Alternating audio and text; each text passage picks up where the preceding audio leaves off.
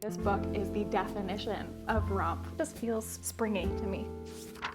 Hello and welcome to my first ever seasonal/quarterly bookish reset video. Now for this video, I've got a few bookish activities planned, so this video is going to be a little bit vloggy, but the primary purpose of this video is for me to give you a wrap up of some of the books I've read in the past couple of months, because just a little thing about me, I get really bored by making reading wrap up videos, but I understand that they are a big part of the booktube experience, right? And so I want to participate in that, but in a way that doesn't completely bore me. So we're going to be talking about my quarterly reading wrap up. I'm also going to include a little reflection on the TBR that I created and create a new TBR for the coming season. Another little thing about me is that I like stories, not just books. So I am going to be talking about a couple of movies and TV shows that I've watched in the past couple of months as well. That's our main focus, are those things. Wrap ups and TBRs, and I'll sprinkle in some other bookish activities in here just to spice things up, just to keep you interested. So with all that said, let's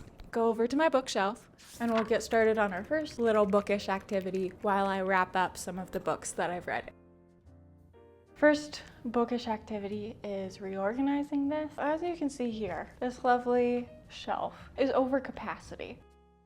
First, I'm going to take this box set and I'm going to put it on the bookshelf in my office where I have all of my other series shelved. So for now, we're going to set this over there because that's going elsewhere. While I reshelve and organize these books, I'm going to quickly wrap up all of the books that I've read so far this year. To speed through all 10 books that I've read so far this year, starting back in January, the first book I read this year was The Horse and His Boy by C.S. Lewis. Then I read On Earth We're Briefly Gorgeous by Ocean Vuong, Where the Library Hides by Isabel Ibanez, The Return of the King by J.R.R. Tolkien, then None of This Is True by Lisa Jewell, Unmasking Autism by Devin Price, The Bad Beginning by Lemony Snicket, then An Ember in the Ashes by Sabit Tahir, which is the first book in the Ember in Ashes series, The Empress of Salt and Fortune by Nevo, and the last book I've read so far this year is The Ornithologist Field Guide to Love by India Holton, which is the first book in the Love Academics series. That's just a speed run through all of them. I'm not gonna give my detailed thoughts on all of them because we've already got plenty going on in this video. Instead, I've just picked the few that I had the most fun with, that I liked the most, and I'm gonna tell you about those. All right, I'm gonna start with An Ember in the Ashes. I think this is the book that I've read this year that I'm most excited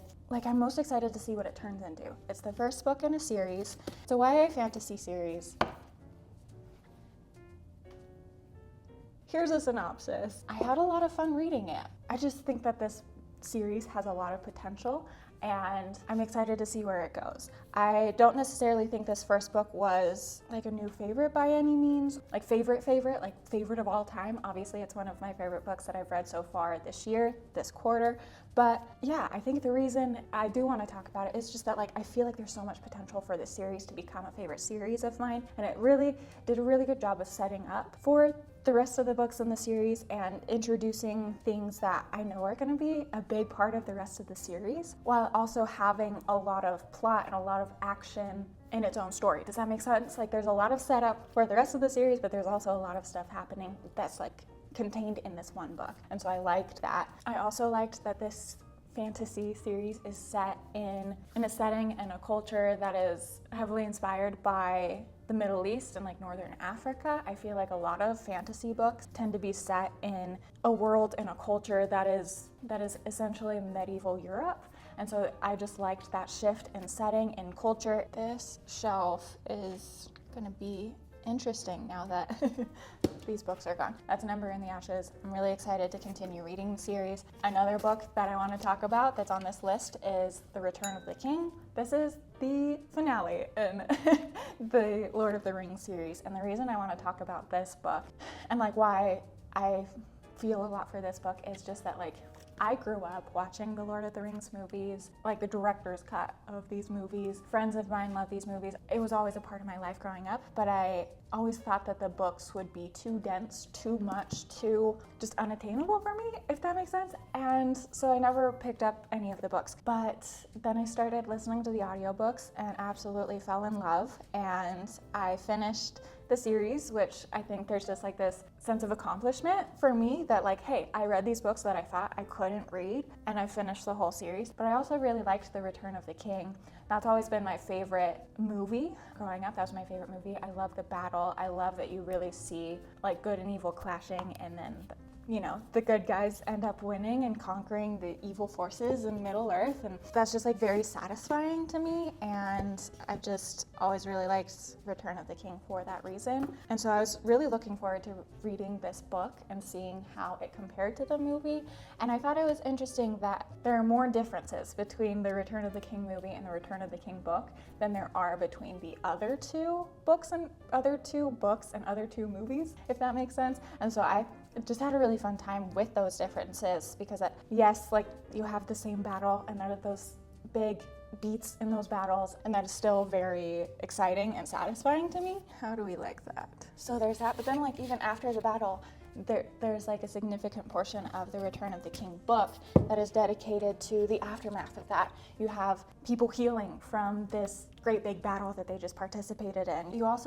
see the aftermath of everything. You see the hobbits returning to the Shire, and you see that the Shire has turned into something completely different than what they are familiar with, than the Shire that they know and love. And so they have to help return it to its former glory. They have to save the Shire from the bad guys, and it's all up to these 4 hobbits. That was a moment that I really enjoyed seeing too, because we're introduced to hobbits in the first book and in The Hobbit as being these very cozy, very homebody creatures who just like to stay home. They like their gardening, they like sitting by the fire and smoking their pipe and reading their favorite books. They are not the adventurous, get things done type of creature. Like that's not in their nature. And so the fact that you have these 4 hobbits that have been on this big, significant, world-saving adventure, they now have to come home and inspire all of their fellow hobbits to fight back against the evil that has taken over their home, that has changed the Shire. I just really enjoyed seeing that. Another book that I had a lot of fun with, a lot of fun reading, was The Ornithologist Field Guide to Love. This book, somewhere on this book, there's a review that says this book is a romp. And I agree. This book is the definition of romp. And now, having finished it, I can say I love it. Getting into it, I was a little bit confused. I've never read a book that's so silly, you know? Like, it is so silly, so ridiculous, And so it took me a minute to kind of like get into it. I'm gonna be honest, I was expecting it to be a little bit like Divine Rivals, which is one of my favorite books from last year. I know I've talked about it a lot, but I was expecting it to be like that, because you have these 2 academic rivals who fall in love in this kind of slightly fantasy world. And you do, like, they are rivals, they do fall in love, but the way they fall in love and just the way this book is written and the way people talk and like the characters and everything is just kind of a romp. Its primary purpose is just for you to have fun as a reader, to make you smile, to make you laugh. I feel like that's its primary purpose. It's not to be this like serious, realistic romance. It's not realistic at all in any way, shape, or form. This is not how real people fall in love, but that's okay, because this is a book and it's not trying to be real. And so once I got into it. There is also a moment in this book, I don't want to spoil too much, but there is a moment in this book where you kind of realize why things are so unrealistic, if that makes sense, or why some of the elements of this book seem so tropey, seem so unrealistic, and that moment I loved. Similarly, there's also an aspect of this book that I love because I work in marketing, and there's an aspect of this book that is kind of marketing adjacent, and so that element of this book, when that was introduced, I was like, oh, I get it. This book was just fun. It was a lot of fun. It has me smiling like this right now. So it's a fun time. I recommend it if you like books like that. I have this like one book that I need to fit on this section of the shelf where all the green books are. So I'm gonna place this. Ooh, that could work. And then we'll go put this box set away in my office. Hold on a second. I like this. This is working out. What do you think? I feel like that looks good. You want to go in the office with me? Welcome to my office. We're about to get some books on the shelf right there. I just wanted to show you a quick view of my office because I recently kind of rearranged the furniture in here and I kind of like it, so I wanted to show it off. That's all. Do you see how perfectly that fit? George, who said you could be so cute? It's such a small change, but putting those books there and filling that gap that was there, oh my gosh, so satisfying to me. As I just mentioned, I have recently recently rearranged some of the furniture here in my office. You ever feel that energy that's just kind of built up and you're just like, I need something new, I need a change, So I rearranged the furniture in my office, and now that's even just like one more little change to add to the other little changes I've made, and I love it in here. I'm gonna bask in the newness a little bit longer. I'm gonna enjoy the view of my books on the shelf. I'm gonna give you my watching wrap up. All curled up in his little nest, and it's adorable. Anyway, TV and movies. Okay, here is a list of all of the TV shows I have watched. Of those TV shows, there are 3 that I want to talk about. We're going to start by talking about Arcane, which is very different than the other 2 TV shows I'm going to talk about. I've heard good things about Arcane. My introduction to Arcane came with this cinema therapy episode. Go watch it, it's good. Cinema therapy is always good. I love their YouTube channel. But I watched that, like a year ago when it first came out. But they were talking about it, and I was like, this sounds good. And I want to watch it at some point. But it's very clearly a dark and gritty show. And dark and gritty shows, I'm usually not in the mood for. But if it's a good one, I'll check it out when I am feeling more mentally stable. So I watched Arcane. The first season was good. The second season was kind of chaotic and felt a little bit messy to me. I feel like the first season set up a lot and like kind of ended in a way where I was like excited to see what happened in season 2. It got kind of messy. I feel like there were too many characters doing too many very different things. And so we were bouncing back and forth between too many perspectives, too many storylines, and it just got kind of messy, which I was kind of disappointed by because I feel like it could have been so good. I feel like it could have been so good. Anyway, so those are my thoughts on Arcane. I just had to get that out there because I feel so conflicted. I feel so conflicted because I wanted to like the show so much, and I did like season 1. I just wanted, season 1 ends kind of sad. It ends kind of like you're kind of anxious. You're like, oh no, what's gonna happen next? I hope it turns out okay. That's how you end season 1, and things do turn out okay at the end of season 2, but like the way it got there didn't make sense to me. Now for some more uplifting shows. First is Shrinking. This show I've mentioned before in one of my favorites videos. I love Shrinking. I watched season 2 back in January, and it was so good. This show, in season 1, we have this therapist who's grieving the loss of his wife. His wife died about a year ago, and he's trying to get his life back together. He's trying to rebuild his relationship with his daughter. That's season 1. He is trying to pull himself back together, rebuild relationships, heal from this grief. So that's season 1. Season 2 kind of exemplifies the idea that healing from grief isn't linear. You know, it's gonna be kind of a roller coaster. And so you see him at the beginning of season 2, he's feeling great. He's, rebuilt all these relationships. He's feeling confident and happy, and then the drunk driver who caused the accident that killed his wife reaches out to him, and that sends this therapist spiraling all over again. And so you see him trying to maintain this good place that he's in his life after all this processing he's done, while also dealing with this thing that makes him so angry and brings up all of this grief all over again. Oh my gosh, it's so good. It's just so good. I love this show. Obviously, it deals with some really heavy, difficult, sad topics, but this show also made me laugh out loud, and not just a extra air through the nose laugh, like an actual audible giggle laugh out loud. This show is, I feel like, one of the few shows that actually gets me to do that. I am amazed that it gets me to laugh out loud.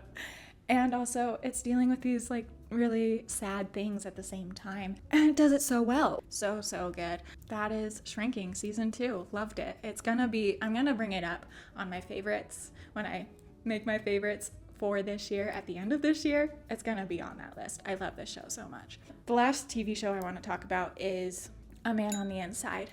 If you, like me, pay enough attention to like the creators, writers, producers of TV shows, you'll know the name Michael Schur.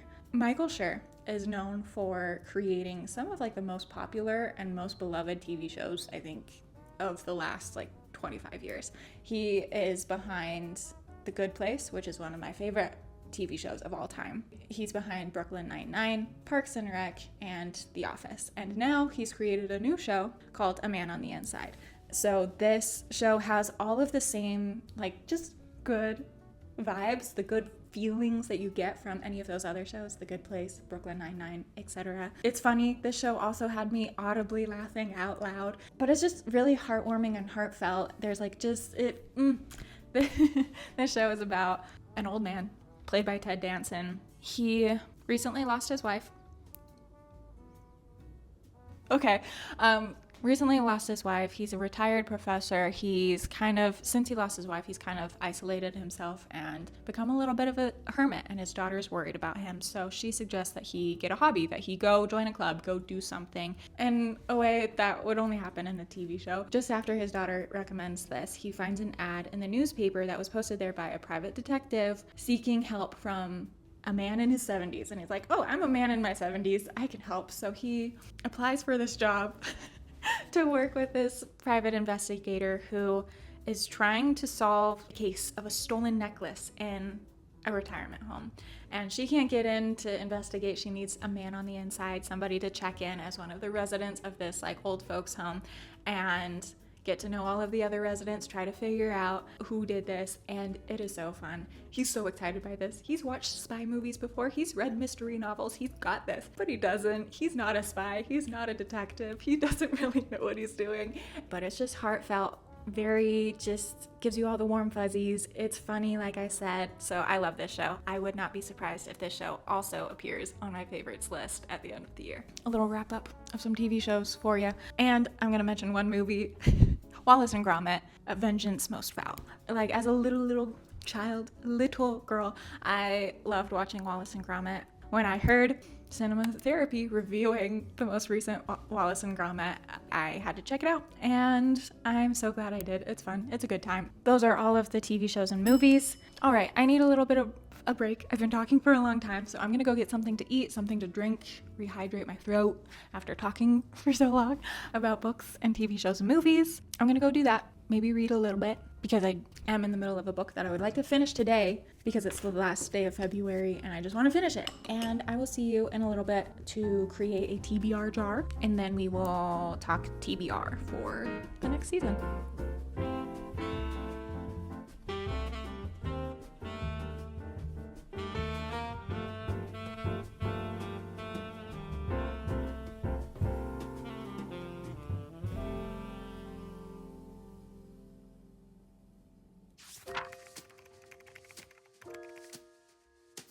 Now that we've wrapped up the wrap-ups, let's wrap up this video with some discussion of TBRs. I just made myself a little TBR jar for the first time. I think this will be a fun way to help me read books that I want to read. It's just there are always books that I want to read more than these books. Does that make sense? So I just used some little post-it tabs and folded those up. They are different colors, but they aren't necessarily color coordinated in any significant way. I just wanted there to be some color in here. I just wrote down a bunch of books that are on my TBR that's like a mile long. Wrote down all of the spring feeling books in this list and any books that don't really feel like any particular season. There are still a bunch of books that I have on my mile long TBR list that are like horror or gothic or just like really summery vibes books. Those books did not make it in this jar because I will add those books to this jar during those seasons, but I think we've got a good start here. Yeah, I'm gonna pick one out, and this is gonna be one of the books that I read this season, probably, maybe, hopefully. In my goals video, I said that I had 3 books on my winter TBR that I wanted to finish. Those 3 books were An Ornithologist Field Guide to Love, The Return of the King, and Emily Wilde's Encyclopedia of Fairies. As you heard earlier, I did finish 2 of those. I am on the wait list for Emily Wilde's Encyclopedia of Fairies at my library right now. I didn't get to it before filming this video. So, now let's talk about some books that I have on my TBR. Did you see that? This just like popped out. Let's see what this is. Ooh, that's perfect. The book that popped out is Jane Austen at Home. This is a biography of Jane Austen. Ooh, that's so fun. As I was going through my TBR list, one of the things I was looking for to put in this jar were all the Jane Austen related books that are on my TBR list. So that's great, because Jane Austen just feels springy to me. That'll be a lot of fun. I'm looking forward to that. Okay, so that's book number 1 on my TBR for the springtime. I have 3 other books that I want to talk about that I've already decided on. Book number 1 is another nonfiction. It is The Anthropocene Reviewed by John Green. This is a collection of essays by John Green about the environment, about the world we live in, and I have heard nothing but good things about this book. I am currently on the wait list for the audiobook because I'd love to listen to it. I grew up watching Vlogbrothers here on YouTube, and I don't know, I just love John and Hank Green, and I'd love to hear John Green read these essays. So on the wait list for the audiobook, I should be getting that any day now, honestly. After that,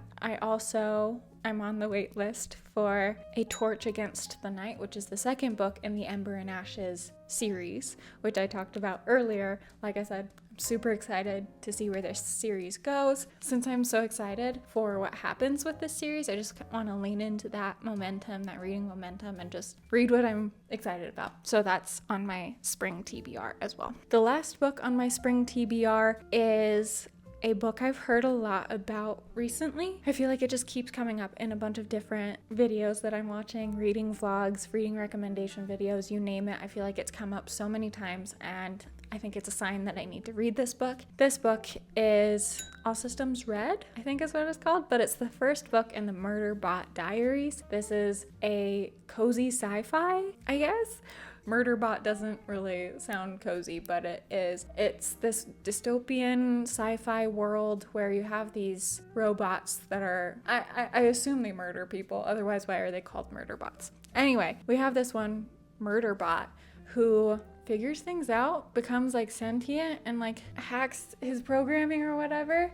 And then he just decides he doesn't want to do that anymore. And he gets really into soap operas. It's a novella. It's a short little read, but it sounds quirky and fun. And like I said, I feel like I keep hearing about it over and over and over again. So I'm going to pick it up this spring. This has been fun. Thank you for watching this video. I am going to go finish The Silver Chair because I want to slip one more finished book in before the month of February is over. What did you think of this reset video? Do you have any feedback for me for my next seasonal reset come June, come summer? Let me know what you think, if you have any feedback, if you care. If not, tell me what books you're looking forward to reading this spring. And with all that said, thank you so much for watching. Thank you for listening to me ramble about books, and I will see you in my next video. Bye!